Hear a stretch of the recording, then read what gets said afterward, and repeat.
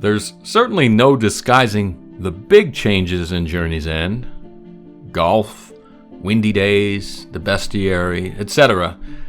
But I'm constantly being reminded as I play about some of the little changes and additions that have also been made to the game. The unsung heroes, you might call them, of the 1.4 patch for Terraria. Some of the game's smaller changes can be some of the more interesting and helpful changes as well.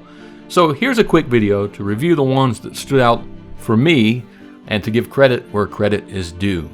As always, if you have any input, please be sure to leave a comment below about your thoughts. The wisdom of the crowd is always welcome. And now the list, and this is in no particular order. We'll begin with NPC Stats. NPCs get stronger as you progress through the game. From a base defense of only 15, they gain bonuses ranging from +3 defense after defeating the Eye of Cthulhu to +12 defense for entering hard mode. Those bonuses continue in the 1.4 patch content with two pretty significant ones.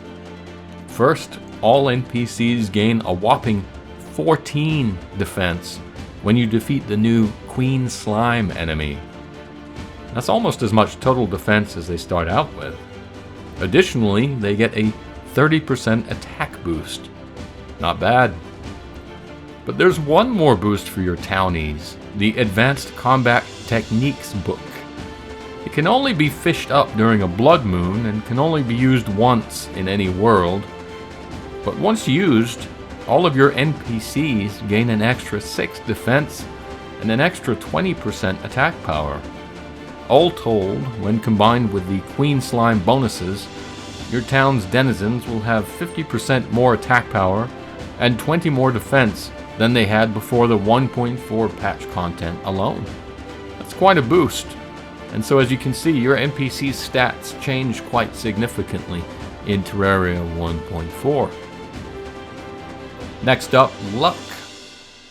A background luck system has been built into the game. It's subtle, it's kind of secretive, but your luck value affects things like traveling merchants' rare items, appearance rates, rare item drops, rare enemy spawns, and even subtle changes to the damage that you put out. As you might imagine, good luck has a positive effect, and bad luck has a negative effect. Who'd have guessed? Want to increase your luck? Use a biome-appropriate torch. Use a lantern light. Have a garden gnome nearby, and drink luck potions. They all help. Now those biome-appropriate torches, well, an easy way to get them is to obtain and use what's called Torch God's Favor, which you get by placing 101 torches below the surface layer of the world, anywhere, and then dodge all the shots that are emitted from those torches once they start firing. It's a weird event, I know, but it's a pretty easy one, and you get that item, you consume it, and after that, there's basically a toggle where all standard torches will default to the biome-specific torch, so you don't have to fool with it. And this is another example of why you might want to start a new world with Journey's End, so that you don't have thousands of inappropriate legacy torches littering the landscape, impacting your luck in a bad way. Moving along, changes to Angler. Nothing really substantive, more of a informative change. The 200 fishing quest achievement takes forever, as you probably know, which is why it's so important to start on the achievement as soon as you start your game. Now, before Journey's End, it was always a bit of a guessing game as to how close you actually were to finishing this achievement. Well, the Angler Quest achievement can now be tracked to tell you how far you are from the required 200 quests. Finally. I will caution you, it still takes forever and a day though, so depending how this affects your morale, maybe you still don't want to check that number, because I assure you, you're probably still really far from the 200 number. It's amazing how long it takes. Next up, stacking. Pretty basic, but pretty important as well. Your ore and torches can now stack to a quantity of 999. Your seeds and plants also stack to a total of 999. Explosives, things like grenades and dynamite, now stack up to 99 items. And what I like best, pirate maps and snow globes, which are the bane of any collector, can now be stacked up to 20 units at a time, instead of taking one inventory slot per item, which was awful. Oh, thank heaven. No longer will your inventory space die after a special event. No longer will you run out of torches after a relatively short exploration into the caverns. These are such simple improvements and yet such pleasant ones for the player. Summon damage. A number of summons, including the Stardust Dragon, will now have an independent damage immunity timer for when they damage the same enemies as you're damaging. No longer will your summons damage potentially lock out your damage from applying.